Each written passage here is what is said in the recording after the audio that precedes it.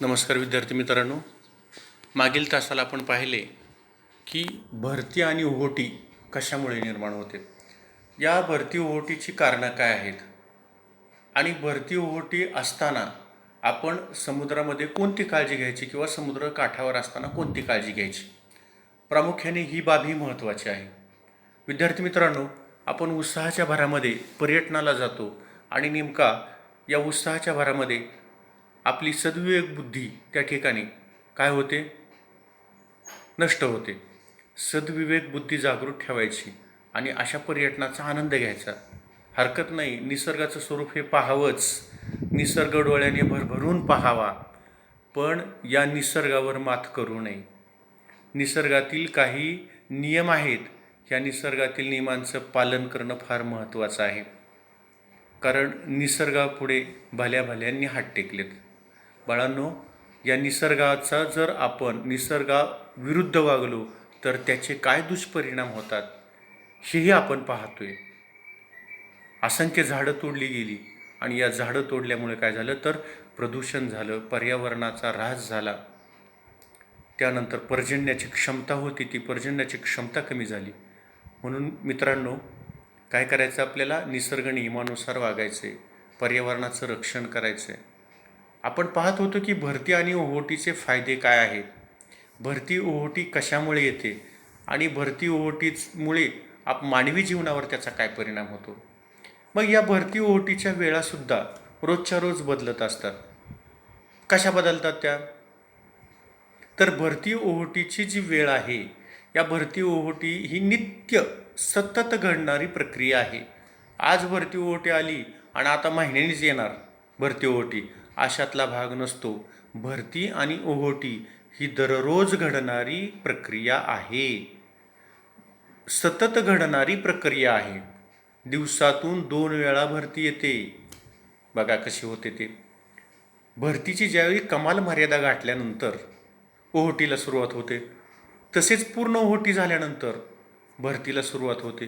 म्हणजे हे सतत, ज्याप्रमाणे आपल्या घड्याळाचा काटा फिरतो की नाही सतत, तसं हे चालूच असतं. आता या ठिकाणी तुम्हाला आकृती दिलीत, या आकृतीकडे पहा जरा. आणि भरतीची वेळ नेमकी दररोज का बदलते हेही लक्षात घ्यायचं आहे. भरतीची वेळ का बदलते सतत, काय असते बरं भरतीच्या वेळेमध्ये बदलाची कारणं काय आहेत नेमकी. बघा, या ठिकाणी तुम्हाला चंद्र आणि इथं पृथ्वी दाखवलेली आहे.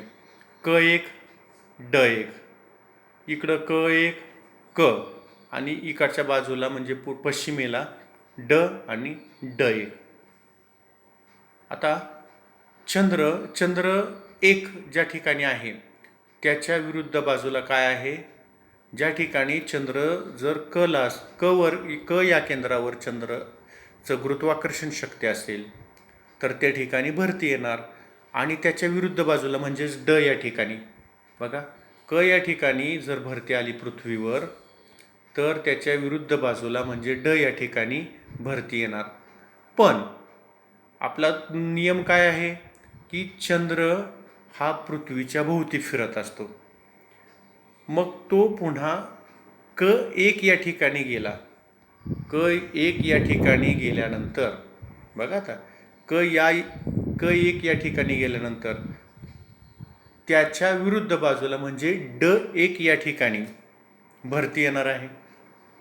म्हणजे किती अंशावर गेला तो, कारण आपण पाहिलेले की चंद्र पृथ्वीभोवती फिरतो.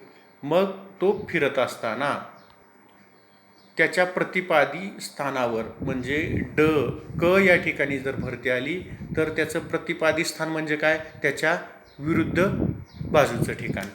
म्हणजे कच्या विरुद्धच्या बाजूचं ठिकाण कुठलं, ड, आणि क1च्या विरुद्धचं ठिकाण कुठलं, प्रतिपादी ठिकाण ड1. मग आता पृथ्वीची गती किती आहे तर 1 अंशाला बरोबर 4 मिनिटे जाते. 1 अंश फिरायचं म्हणलं की 4 मिनिटं लागतात. म्हणजे चंद्र हा पृथ्वीभोवती प्रदक्षिणा करत असताना एका अंशावरून दुसऱ्या अंशात जाण्यासाठी त्याला 4 मिनिटे लागतात. म्हणजे 12 अंश आणि 30 रेखांश यासाठी लागणारा जो वेळ आहे तो किती मिनिटाचा आहे? 50 मिनिटाचा आहे. मग आता तुम्ही काय म्हणाल की त्याला पुन्हा त्याच्या मूळ जागी यायचं म्हटल्यानंतर क वरून ड या ठिकाणी तो किती तासात येईल? या क वरून या ड ठिकाणी यायला त्याला या चंद्राला किती वेळ लागेल? 12 तास लागेल. आणि ड वरून पुन्हा क या ठिकाणी यायचं म्हटल्यानंतर पुन्हा 12 तास, म्हणजे 24 तास लागणार त्याला. म्हणजे एका ठिकाणी पुन्हा त्या जागेवर येण्यासाठी 24 तासाचा अवधी लागतो. मग आता 24 तासाचा अवधी लागतो या दरम्यान म्हणजे 12 तासामध्ये चंद्र देखील थोडे पुढे गेलेला असतो, म्हणजे 6 अक्षांश आणि 15 रेखांश गेलेला असेल. म्हणून आता ड बिंदूत ह्या चंद्राला यायचं म्हटलं म्हणजे चंद्र 2 या ठिकाणी 25 मिनिटाचा कालावधी लागेल. मग 12 तास 25 मिनिटानंतर हा ड या बिंदूच्या चंद्रासमोर येईल आणि तिथं भरती येईल. आणि त्यावेळी नेमकं काय होईल? क या डच्या विरुद्ध बिंदूवर सुद्धा भरती येणार. त्यानंतर पुन्हा सुमारे 12 तास 25 मिनिटानंतरच तो क एक या बिंदूसमोर येणार, म्हणजे चंद्र क्रमांक 3. आणि त्या ठिकाणी दुसरी भरती अनुभवायला मिळेल आपल्याला.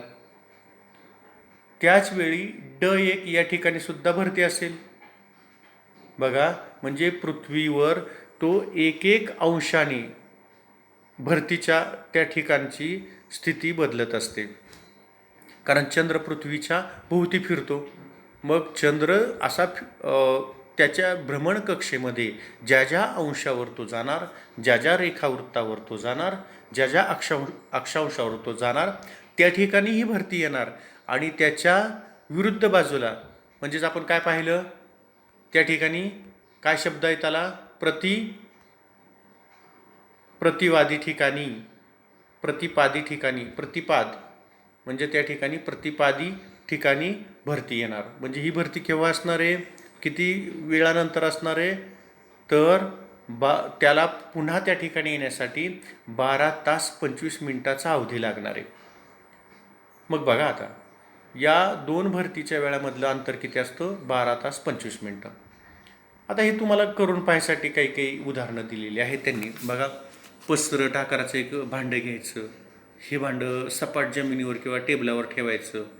भांडं साधारणपणे भरेल एवढं त्याच्यात पाणी घालायचं आणि या भांड्यामध्ये काही लाटा निर्माण करायच्या आहेत. भांड्याला स्पर्श न करता किंवा धक्काही न लावता त्या लाटा निर्माण करता येतील का? तुम्ही प्रयत्न करायचा. भांड्याला हात लावायचा नाही अजिबात, पण लाटा निर्माण करायच्या आहेत. कशा निर्माण करू शकाल तुम्ही? सांगा बरं. अगदी बरोबर. त्या पाण्यावर काय करणार तुम्ही? फुंकर मारणार. फुंकलं की त्या पाण्यामध्ये लाटासारख्या लाटा आलेल्या दिसतील तुम्हाला. अगदी बरोबर. करायचं प्रयोग तुम्ही. प्रयोग करून बघा घरी. पसरट भांडं घ्यायचं, एक ताट वगैरे घ्या आणि त्याच्यामध्ये पाणी भरा आणि हळूच फुंकर मारा. अजिबात त्या भांड्याला स्पर्श करू नका. त्या पाण्यावर एक प्रकारचा लाटा. आता दुसरं एक उदाहरण तुम्हाला सांगतो. तुम्ही गरम चहा किंवा दूध पिता. दूध पिता ना, छान गरम दूध पिता. बशीमध्ये दूध घेता आणि बशीमध्ये दूध घेतल्यानंतर त्याच्यावर काय करता तुम्ही? फुंकर मारता. आणि फुंकर मारल्यानंतर तुम्हाला त्या ठिकाणी लहरी येताना दिसतात. मग अशाच प्रकारे वाऱ्याकडून मिळणाऱ्या शक्तीने ही ऊर्जा जी आहे, वाऱ्याची ऊर्जा, ही पाणी गतिमान करते, पाण्याला गती देते. आणि वाऱ्यामुळे काय होतं तर सागरजल हे ढकललं जातं आणि पाण्यावर एक प्रकारचे तरंग निर्माण होतात. त्यांनाच आपण लाटा म्हणतो. लाटा कशाला म्हणतात? तर या वाऱ्याच्या ऊर्जेने ते पाणी ढकलले जाते. आपण बशीमध्ये ज्याप्रमाणे दुधावर फुंकर घालतो, आपल्या हवेची जी ऊर्जा आहे त्या दुधाला मिळते आणि त्या दुधावर फुंकर मारल्यानंतर त्या ठिकाणी काय होतात? लाटा निर्माण झाल्यासारख्या दिसतात. हीच परिस्थिती सेम कुठं असते? समुद्रामध्ये असते आणि त्यावर तरंग निर्माण होतात आणि त्यालाच आपण काय म्हणतो? लाटा. पण ह्या लाटांमुळं काय होतं नेमकं? सागराचं पाणी फक्त वर खाली होतं आणि किंचित मागं पुढं होतं. पण तुम्हाला वाटतं की पाण्याची लाट खूप लांबून आली की काय, असं वाटतं. आभास होतो तसा की लाट खूप लांबून आली की काय, पण नाही आहे तसं. तर ह्या वाऱ्याच्या ऊर्जेने ते पाणी वरखाली होतं आणि किंचित मागं पुढं होतं. आणि या लाटा त्यांच्यात सामावलेली जी काही ऊर्जा असते, म्हणजे हवेपासून मिळालेली जी ऊर्जा असते, ही किनाऱ्यापर्यंत घेऊन येतात आणि त्या उथळ किनारी भागात येऊन फुटतात. त्या ज्या लाटा असतात, ही लाट या उथळ भाग जो किनारी भाग हा उथळ असतो त्या ठिकाणी ही लाट येऊन फुटते. आणि ह्या सागराच्या पृष्ठभागावर लहान मोठ्या काय असतात, सागराचा जो पृष्ठभाग असतो त्याच्यावर लहान मोठ्या आकाराच्या लाटा सतत आपल्याला निर्माण होताना दिसतात. लाटांची निर्मिती ही सुद्धा एक नैसर्गिक आणि नियमित होणारी घटना आहे. सतत लाटा निर्माण होतात, नेहमी घडतात, सतत चालू असते ही प्रक्रिया. हवा आहे, निसर्गातील हवेला बंधन नाही, सतत वाहत असते हवा. आणि ही हवा वाहिल्यानंतर या समुद्राच्या पाण्याची सतत हालचाल होत असते आणि सतत लाटा निर्माण होतात. म्हणजे ही एक नियमित आणि नैसर्गिक घटना आहे. 3.10 आकृती बघा, तुम्हाला दिसते का इथे?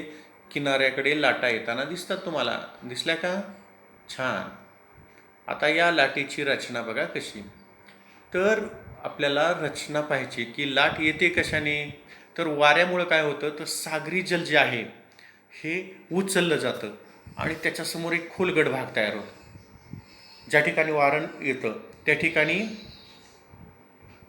सागरी जल जे आहे ते त्या ठिकाणी असं उचललं जातं आणि समोर त्याच्या खोलगट भाग तयार होतो. आता याला दोन नावं आहेत. ही जी लाट आहे आलेली उंच, त्या उंच लाटेचा जो वरचा भाग आहे याला शीर्ष म्हणतात आणि जो खोलगट भाग आहे त्याला द्रोणी म्हणतात. आता वेगवान जो वारा आहे तो एकाच दिशेने वाहत असल्यास मोठ्या लाटांची निर्मिती होते. वारा हा वेगवान असतो आणि तो वारा एकाच दिशेने वाहता आला तर अशा प्रकारची मोठी लाट निर्माण होते. आता या लाटेची रचना कशी तयार होते बघा. आता शीर्ष आणि द्रोणी या ठिकाणी दिलेले, तुम्हाला आकृती दिलेली आहे. हे शीर्ष आणि द्रोणी या ठिकाणचं उभं अंतर जे आहे ही लाटेची उंची दाखवतात आणि दोन शीर्षाच्या मधली जी रेषा आहे ही त्या लाटेची लांबी दाखवतात. म्हणजे लाट किती उंच आहे आणि किती लांब आहे, लांबी आणि उंची आपल्याला समजते. परंतु ही कशावर अवलंबून असते? लाटेचा जो वेग आहे तो या वाऱ्याच्या वेगावर अवलंबून असतो. मग आता लाटांची गती कशी असते बघा. सागरी किनाऱ्यालगत उभे राहून पाहिल्यास आपण लाटा किनाऱ्याकडे येताना दिसतात. एखादी तरंगणारी वस्तू जर समुद्र आपण लांबवर टाकली तर समुद्राच्या विद्यार्थी मित्रांनो, जेव्हा आपण एखादी तरंगणारी वस्तू समुद्रात लांबवर टाकली तर ती वस्तू आपल्याला लाटेबरोबर तिथेच वर खाली होते, ती किनाऱ्याकडे काही येत नाही. पण आपल्याला आभास काय होतो की ती लाट खूप लांबून आली की काय असा आभास होतो. पण ती लाट जागेवरच असते. कारण आपण तो प्रयोग जर करून पाहिला की एखादी वस्तू त्या खोल आतमध्ये समुद्रामध्ये टाकली तर लांबवर टाकल्यानंतर ती वस्तू त्या लाटेवर त्याच ठिकाणी खालीवर होत राहते, ती किनाऱ्याकडे येत नाही. याचा अर्थ काय? तर लाटेतील पाणी पुढे येत नाही, म्हणजेच लाटेच्या पाण्याचे वहन होत नाही. तर कशाचं वहन होतं? त्यातील ऊर्जेचं वहन होतं. हेही लक्षात ठेवलं पाहिजे तुम्ही. लाटेच्या पाण्याचं वहन होत नाही. मग आता लाटेच्या निर्मितीचं मुख्य कारण वारा आहे. पण काही वेळा काय होतं, तर सागरतळाशी होणारे भूकंप, सागरतळामध्ये भूकंप होतात, ज्वालामुखी होतात आणि याच्यामुळे सुद्धा लाटा निर्माण होतात. उथळ किनारी भागामध्ये अशा लाटांची उंची प्रचंड असते. उथळ जो किनारी भाग असतो अशा या भागामध्ये लाटांची उंची खूप मोठी असते आणि त्या अत्यंत विध्वंसक असतात. आपण पाहिलेले, आपण अनुभवलेले. त्यामुळे मोठ्या प्रमाणात जीवितहानी होते, वित्तहानी होते, खूप मोठ्या प्रमाणात नुकसान होतं. शहराच्या शहरं संपूर्ण घरंदारं पडतात, विध्वंस होतो संपूर्ण. आणि अशा लाटांना काय म्हणतो आपण? सुनामी असे म्हणतो. आपल्याला अनुभवच आहे.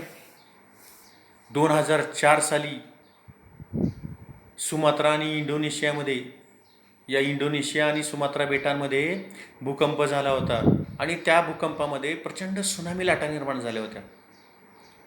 आणि या लाटांचा परिणाम आपल्या भारताला सुद्धा सोसावा लागलेला आहे, याचा तडाखा सोसावा लागलेला आहे, त्याचा परिणाम अनुभवावा लागलेला आहे.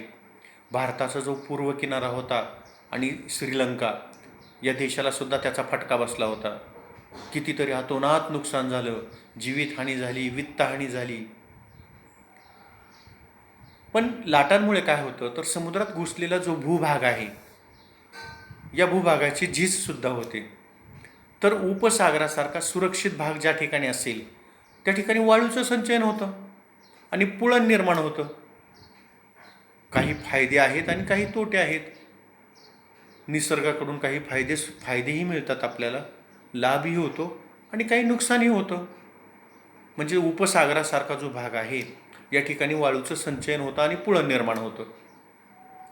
म्हणून आपण महत्त्वाचं मी पुन्हा पुन्हा सांगतोय की हे लक्षात ठेवलं पाहिजे की ज्यावेळी अशी आपदा येते, असं संकट येतं, कारण हे संकट सांगून येत नाही, त्यामुळे सर्वांनी सावध असणं फार महत्त्वाचं आहे.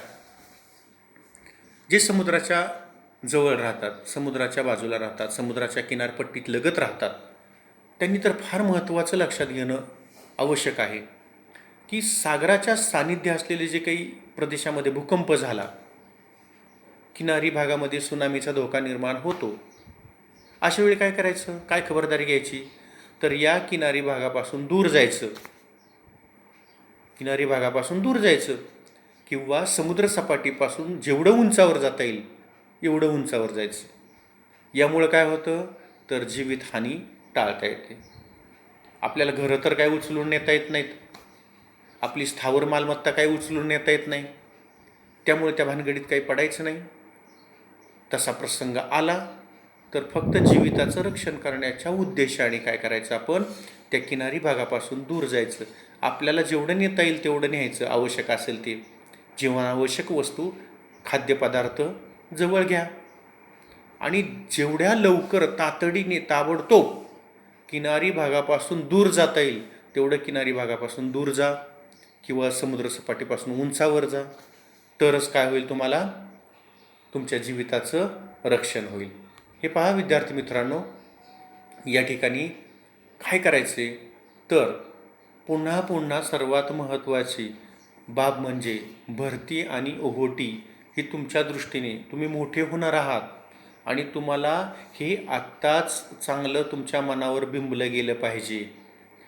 समुद्रकिनारी जाताना, पर्यटनाला जाताना मित्राबरोबर जा, कुटुंबाबरोबर जा, शाळेच्या सहलीत जा, केव्हाही जा, कधीही जा, कोणाबरोबरही जा, पण जाताना एक खबरदारी घ्यायची.